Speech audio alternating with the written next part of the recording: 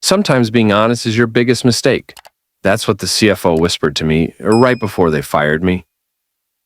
My name is David Mercer. I'm 48 years old, and I spent the last 22 years building the financial backbone of Hallstrom Dynamics, one of the most respected aerospace firms in the country. I was the guy they called when budgets fell apart, when clients got cold feet, when the board demanded miracles. I gave them stability, integrity, and sleepless nights for over 2 decades. Then one day, I raised a red flag on a harmless $4.3 million transfer that didn't sit right with me. 2 days later, I was gone. They called it a strategic restructure. I called it what it was, a cover-up. But they forgot one thing. I know where everybody is buried. And I wasn't going to stay silent. Not this time. Because 8 weeks later, I made sure they wished they'd never touched that money. I spent the first week in shock. Not because they fired me, and I knew that was coming the second I flagged the transfer, but because of how cleanly they tried to erase me. No exit interview, no severance, just a bland HR letter and a wiped access card. 22 years, gone in minutes. But I didn't waste time grieving. I started digging. You see, I never deleted anything, ever. And while they scrubbed the main servers, they forgot one thing: my personal archive. Encrypted, off-site, untouchable. Inside it, a timeline of every questionable transaction over the past 10 years. Names, amounts, offshore accounts, even voice memos, some of which would end careers. But I didn't want revenge. Not yet. I wanted leverage. So I called in a favor from someone I hadn't spoken to in years. Elena Garza, a forensic accountant I mentored back when she was fresh out of grad school. Now she was with the Financial Crimes Division of the FBI. I didn't tell her everything, just enough to get her attention. 3 days later, we met in a parking garage at midnight. Classic, right? She listened. Then she asked one question. "Are you willing to go all the way with this?" I said yes. The next few weeks were a blur of signed affidavits, encrypted file transfers, and whispered phone calls. Every night I was followed. My apartment got broken into, once nothing stolen, just searched. Then came the subpoenas. 3 board members resigned before their hearings. One executive tried to flee to Dubai and got intercepted mid-flight. Hallstrom's stock tanked 38% in a single day. Headlines exploded. But the real moment, the one I'll never forget, came when the CFO, the same man who whispered that warning to me, was let out of the building in handcuffs. He looked me dead in the eyes. No fear, just a faint, bitter smile. As if to say, "You really did it." And I did. Because when they fired me, they took everything, except my memory. And I used it to burn them to the ground. A week after the CFO's arrest, the real storm began. The media was kept on a tight leash, but leaks started trickling out, first on fringe blogs, then mainstream headlines. Suddenly, my name wasn't just on the employee roster, it was on every screen in the city. Turns out the investigation dug deeper than anyone expected. Not only did they find falsified audits and shell companies tied to the executive board, but they also discovered internal reports, ones I had flagged years ago, ignored, buried, or outright erased. The irony? The same overcautiousness they fired me for was exactly what could have saved them. 3 board members fled the country. The CEO tried to play dumb, but the paper trail was too clear. They tried to paint me as a bitter ex-employee. But when the FBI showed up with a warrant bearing my own documentation, the one they told me to leave alone, it was game over. I never wanted revenge. I just wanted the truth out. But I won't lie. Watching the company that tossed me aside implode under its own lies? That was satisfying. And the best part? They still don't know who tipped off the feds. 3 months passed. I kept a low profile, moved to a quiet town upstate. I didn't need noise, just peace. The settlement from my wrongful termination case covered more than just my bills, but money wasn't the victory. Justice was. One morning, as I sipped my coffee on the porch, an unmarked envelope landed in my mailbox. No return address. Inside, a flash drive and a note. You missed something. A friend on the inside. My heart pounded. I locked the doors, drew the blinds, and plugged it into a burner laptop. What I found made everything before look like child's play. Encrypted files. Offshore transfers. Names, powerful names, politicians, judges, a network way bigger than just our company. I stared at the screen for an hour. This wasn't over. I thought I had exposed the rot, but the roots ran deeper, and now I was holding the shovel. So I made a decision. No more silence. No more playing it safe. If they wanted war, they had just knocked on the wrong door. I didn't sleep that night.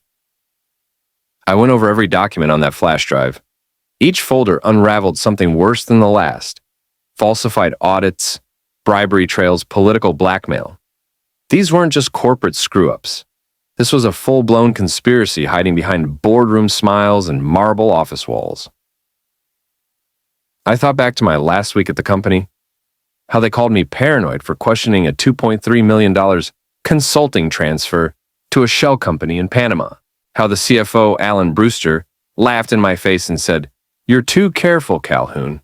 Sometimes the money just moves." Turns out he was right, the money moved. But it wasn't random.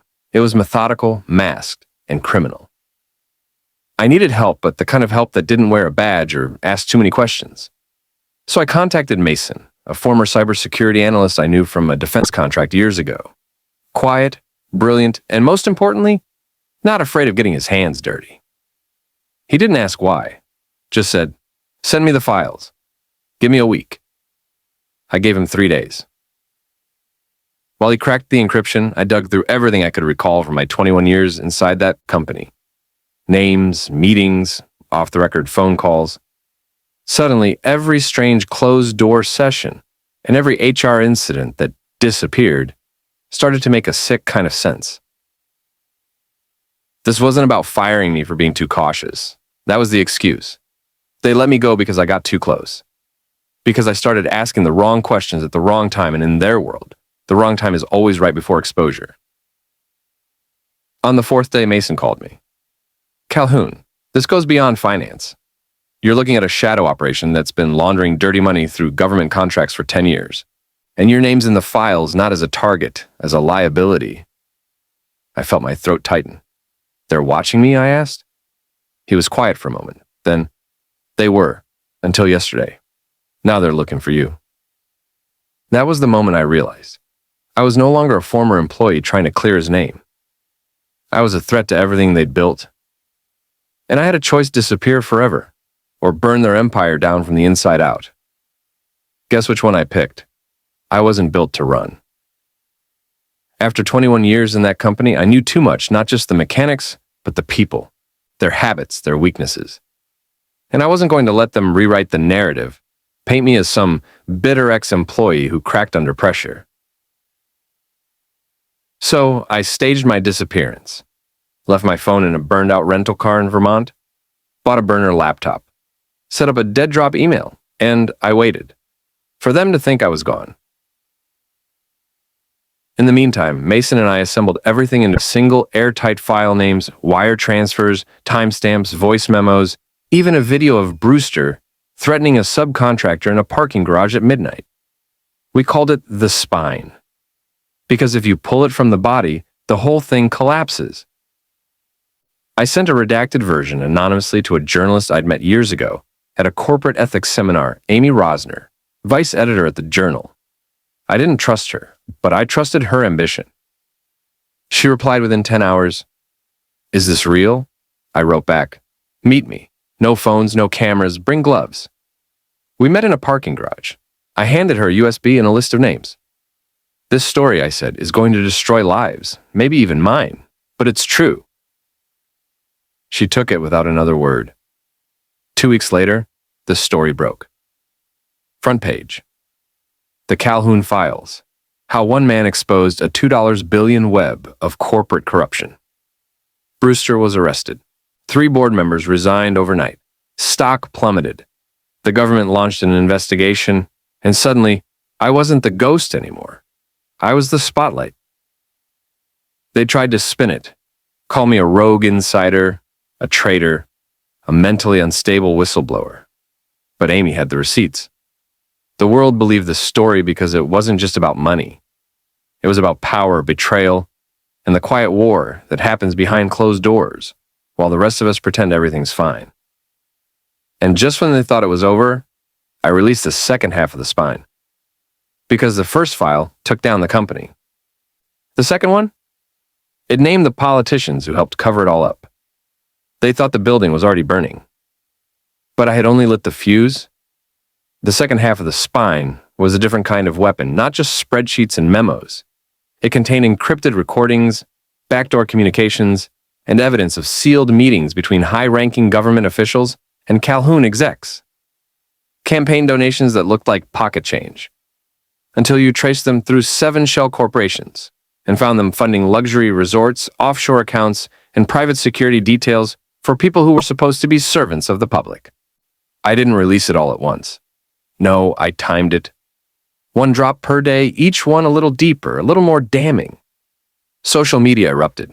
Newsrooms scrambled. Senators deflected. By the 5th day, 2 committee hearings were scheduled, and 1 congressman had taken a sudden leave of absence. And the best part? No one knew who was leaking it. Amy didn't even have the full set. I made sure of that. I used voice modulators, VPN chains routed through 4 continents, and posted at random hours from air-gapped cafes. I became a myth, the whistleblower, who knew too much and never stayed in one place. The public started calling me the Echo. And Calhoun? They filed for bankruptcy. Their top investors sued the board. Internal emails were subpoenaed. And in one leaked video, Brewster, the same man who once called me a harmless old accountant with no teeth, was caught screaming at his lawyers, smashing a glass against the wall. I watched it twice. And that's when I knew. This wasn't just about revenge anymore. It was about turning a system that chewed up people like me into one that finally had something to fear. And I wasn't done yet. They tried to trace me. Of course they did. Private investigators, federal probes, even a bounty, a silent one, floating around the darkest corners of the net. $500,000 for a name. Mine. But they were looking in the wrong places. Because I wasn't hiding under a rock. I was standing right in front of them in a different suit, a different job, a different name. Jerry Callahan was gone. That man died the day they fired me for excessive caution. Now, I went by Grant Whitmore, consultant, risk assessment specialist, quiet, reliable, harmless. I even shook hands with a man from Calhoun's restructuring team. He thanked me for my discretion. It took everything not to laugh. But the real twist came later. A senator, one of the names in the spine, buried deep in the most damning file, reached out anonymously. He wanted to talk. Said he didn't want a war. Said he was willing to make arrangements, hush money, favors, immunity for the ones who didn't know. It was a trap, of course. So I set my own. I recorded everything. Every whisper, every bribe, every trembling confession that crawled through my encrypted inbox. I was building something again, not a spreadsheet, not a system, but a noose. 1 loop for every name on that list. And when the final piece fell into place, I pulled. You don't hear about me on the news. You hear about the collapse, the scandal, the arrests, the testimonies. But not me. Because I'm not a hero. I'm not a martyr. I'm the ghost in the machine, the one who finally made the monsters bleed. The dominoes fell one by one, slower than I expected, but falling just the same. A week after the scandal broke, every major player was either under investigation, facing charges, or mysteriously gone from the public eye. The company's stock plummeted, and with it, the empire that had been built on lies, deceit, and shady deals crumbled. But I knew this wasn't the end. It was only the beginning. As the media circus intensified, I stayed in the shadows. I watched their lives unravel on TV screens and read about their desperate attempts to cover up what was already out in the open. Their own greed and arrogance had sealed their fates. Then came the final act, something they didn't expect. One by one, I approached those who had slipped through the cracks, the ones who thought they could hide behind the system, the small-time players, the forgotten pawns who had been used and discarded. Some of them were still in their offices, still holding on to whatever semblance of power they could muster. They thought they were safe, but they weren't. I made sure the right people knew their names, their roles. Every illegal transaction, every backdoor deal, every shady conversation I made, sure, it all came to light.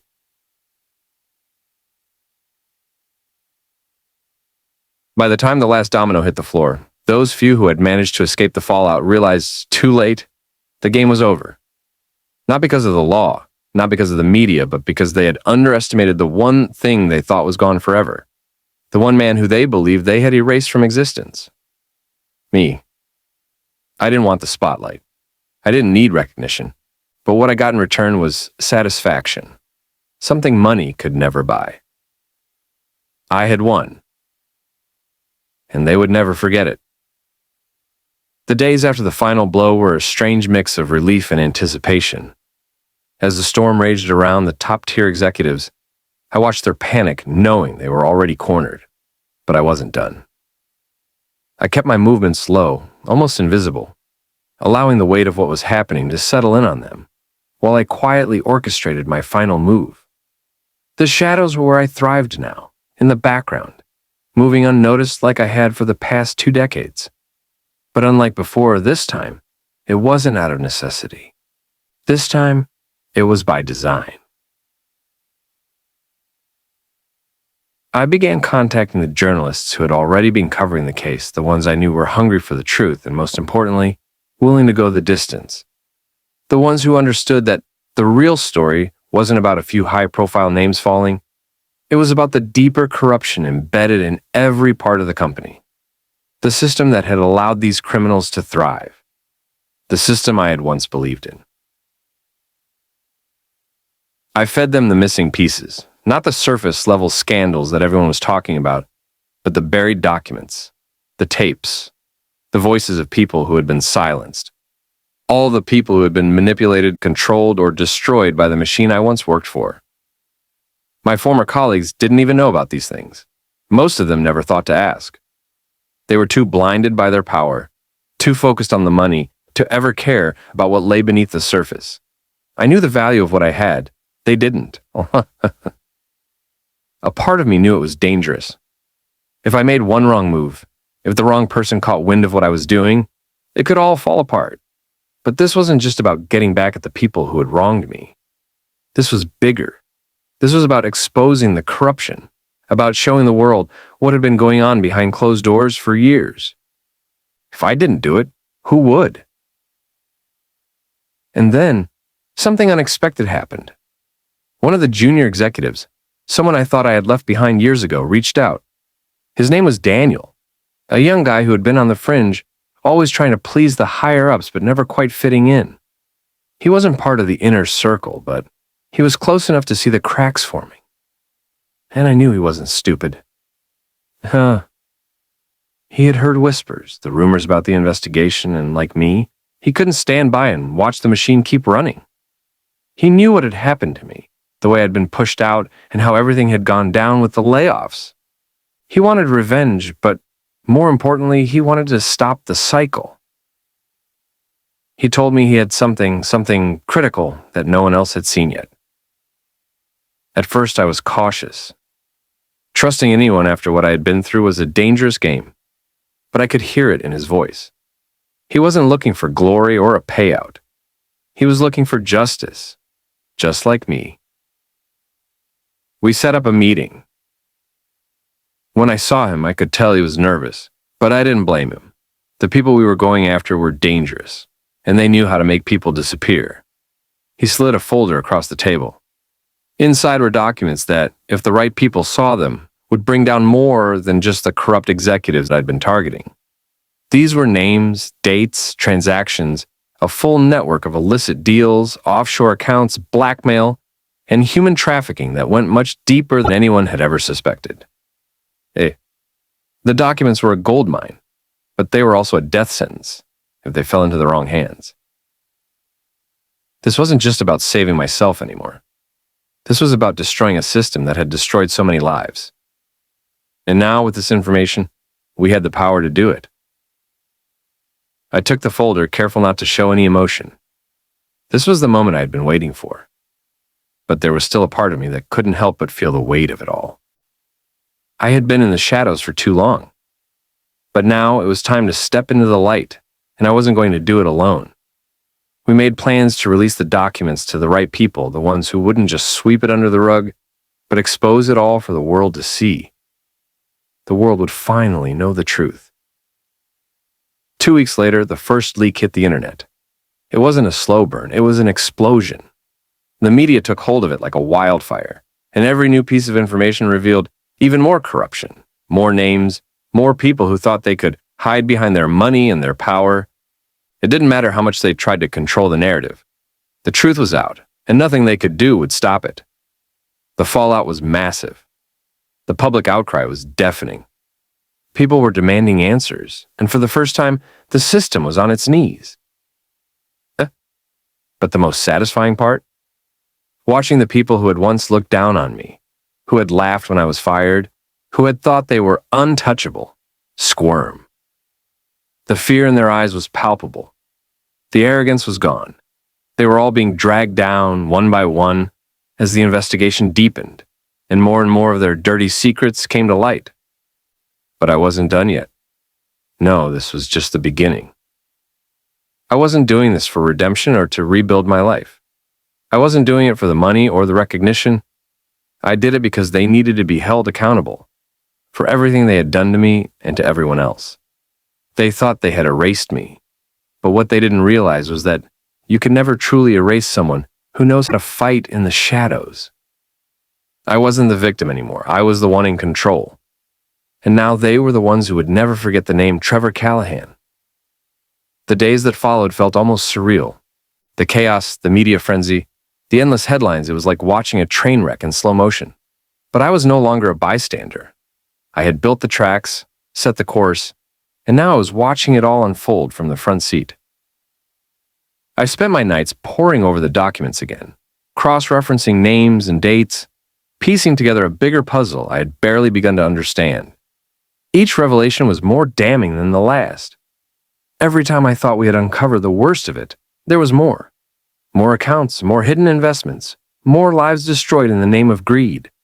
But I couldn't stop now. I knew the people I was up against. These weren't just executives with too much power, these were dangerous people. People who had destroyed entire industries, ruined lives without blinking an eye, and knew how to cover their tracks like professionals. I couldn't just sit back and let the world believe everything was over. No, I had to make sure they paid for what they'd done. Then came the first message. It was from an anonymous source, someone I had never met, but who knew far too much about me. The email was simple, but it made my heart skip a beat. You think you've won. They won't let you get away with this. They never let anyone get away. Not for long. It was cryptic. It was chilling. But it wasn't a threat. It was a warning. I had expected this. There were too many powerful people involved for me to think I could simply destroy their empire without any repercussions. They had the resources, the connections, the muscle. I had the truth, and that was all I had. But it was enough. I went into hiding. Not immediately. No, I had to make sure my plan was in motion, that the right people were in place to protect me. But I couldn't do this alone anymore. I had underestimated how deep this web of corruption went. And as much as I hated the idea, I needed a few allies who could operate from the shadows, just like I had learned to. Daniel was still on board, helping to push the story further, even though I could sense the fear in his voice whenever we spoke. I couldn't blame him. He was in deeper now, too. The company might have been shaken, but the people who ran it were far from defeated. They had resources and a long memory. But Daniel wasn't the only one I reached out to. I made contact with other whistleblowers, some who had worked in different departments of the company, people who had witnessed the same corruption, but who were too scared to speak up. Now they had a choice: stay silent and live in fear, or stand up and be a part of something bigger than themselves. They had seen the cracks too. I just had to give them the courage to break through. As the pressure mounted, the consequences of what I had started grew more real. I got another email, a short one this time. "We're coming for you. Watch your back." This time it wasn't anonymous. This was from someone inside, someone I used to trust, someone who had been a part of the inner circle. A reminder that even in the darkest moments, betrayal always has a face. I knew the moment was coming. Soon they would be after me in full force. They had no choice. Their empire was collapsing, and they would stop at nothing to try and protect what they had left. But I wasn't going to go down without a fight. I had already seen too much to just give up now. And then came the call. It was from the last person I expected, someone I had thought was long gone. Greg. He had been the COO when I worked there, and he was a man who lived by his own rules. He wasn't the type to get caught up in scandal, but he was smart. He knew what was coming for us all. And now he was offering me an out. "Meet me. Now. If you want to survive this, you need to listen." It was dangerous, but I had no other choice. I met him in a quiet cafe, far from the city, where we could talk in private. He looked older than I remembered, more tired, but his eyes were still sharp. "I've been in contact with some people who will want to help you," Greg said quietly. "You've made a lot of enemies, Trevor, but there's a way out. A way to make sure they never come after you again." The terms he spoke of were steep, but at this point, I was ready to do whatever it took to keep my head above water. "Why help me now?" I asked, skepticism clear in my voice. "Because," Greg said, leaning in, "I might be a lot of things, but I'm not stupid, and I'm tired of watching people like us get crushed by people who don't care. You've shown them that the game has changed. They can't just throw money at this and make it go away anymore. You've got them on the ropes, Trevor, and they're scared." He paused, letting the weight of his words settle between us. "You've got two choices. Walk away now and disappear, or use everything you've got to make sure they don't win. They're coming for you either way, but the difference is you have something they don't, the truth. You take that, and you can destroy everything they've built." The decision wasn't an easy one. But in that moment, I realized something. I hadn't been playing for survival. I hadn't been fighting for revenge. I'd been fighting for something bigger than myself. I wasn't going to just fade into the background and let these people get away with it. No, it was time for them to truly understand what it felt like to be hunted. It was time to make sure that their empire crumbled once and for all. The game had changed, and this time, I was playing to win. The days after Greg's visit were a blur of adrenaline, planning, and quiet phone calls. I had no illusions left. The only way to survive was to strike first, hit them where it hurt, and make sure they'd never see it coming. This wasn't just about revenge anymore. It was about justice, about making sure no one else would ever fall victim to the same system that had ruined my life. Greg's network was vast. People who had once been part of the corruption now turned against it. They were scattered, hiding in the shadows, but they were as determined as I was. We began gathering everything, every shred of evidence, every dirty deal, every name of those who had turned a blind eye or lined their pockets while the rest of us suffered. It was all there, just waiting to be exposed. The final piece of the puzzle came in the form of an insider, one of the higher-ups who had grown disillusioned with the company's practices. This person, someone who had been in the room when the most treacherous decisions were made, reached out to us. They handed over confidential documents that would bring down the entire financial empire they'd built. The trust I'd put into a few key people was finally paying off. The walls were closing in. It was time to go public. I scheduled the press conference in the dead of night. The media were desperate for something, anything to grab onto, and they were more than willing to listen when I called them. The night of the event, the conference room was packed. Cameras flashed, microphones were thrust in front of me, and reporters' voices overlapped as they clamored for answers. They thought this was just another scandal, another corporate fallout. But this was bigger, much bigger. I stood at the podium, heart racing, knowing I was about to tear the lid off a can of worms that would never be put back in. "I'm here to tell you something they don't want you to hear," I began, my voice steady, the weight of everything I'd uncovered fueling my words. The company you all thought was untouchable, the ones who promised you security and trust, are nothing but a house of lies. And I have the documents, the proof, to show you exactly what they've been hiding. I handed the papers to the journalists' documents so damning. They had no choice but to report on them. It was like a firecracker going off in the room. The gasps, the frantic typing on keyboards, the disbelief on their faces, it was the moment everything changed. But it didn't end there. As the story broke, my enemies scrambled. Their facade cracked like glass. Stocks plummeted, their names were dragged through the mud, and every shady deal they'd ever made came to light. The world watched as the empire they'd so carefully built began to crumble in real time. They couldn't deny the truth anymore. The lies they'd lived on for so long were exposed for what they were, hollow and fragile. And then, as if in some sick twist of fate, one by one, the faces I knew, the ones who thought they were untouchable, began to face the consequences of their actions. Lawsuits, arrests, public disgrace. The system they had built to protect themselves was no match for the storm I had unleashed. It was poetic. The very machine they had used to control everyone else was now being used to destroy them. But what hit the hardest was when the one person who had betrayed me, my former mentor, the one who had always promised me a better future, was led away in handcuffs. I saw him in the back of the police car, his face pale and broken, his world shattered by his own greed. For a long time, I'd wondered if there would ever be a moment when I felt satisfied, when I'd feel like I'd gotten what I deserved. But now I understood. It wasn't about satisfaction. It was about watching the scales of justice tip.